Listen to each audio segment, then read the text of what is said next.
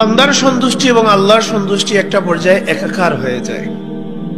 কোরআনে কারীমে আল্লাহ পাক বলছেন, ইয়া আইয়াতুহান নাফসুল মুতমাইন্নাহ ইরজিই ইলা রাব্বিকি রাদিয়াতাম মারদিয়াহ ফাদখুলি ফি ইবাদি ওয়াদখুলি জান্নাতি।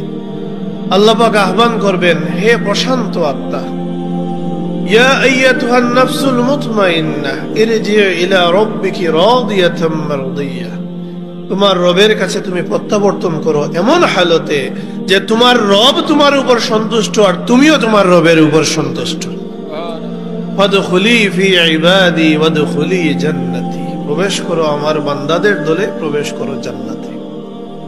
তো আল্লাহর সন্তুষ্টি বান্দার সন্তুষ্টি একাকার হয়ে যায় বান্দা যখন আল্লাহর নির্দেশিত পন্থায় জীবন পরিচালনা করে।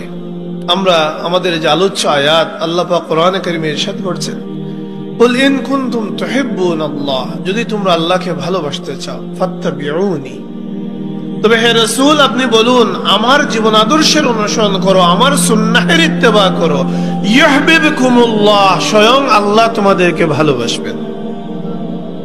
রাসূলুল্লাহর জীবন আদর্শকে অনুসরণ করলে আল্লাহ আমাদেরকে ভালোবাসবেন, আমাদের জীবন নূরান্বিত হয়ে যাবে, আমাদের হাত পা চোখ কান সবকিছু নূরান্বিত হয়ে যাবে।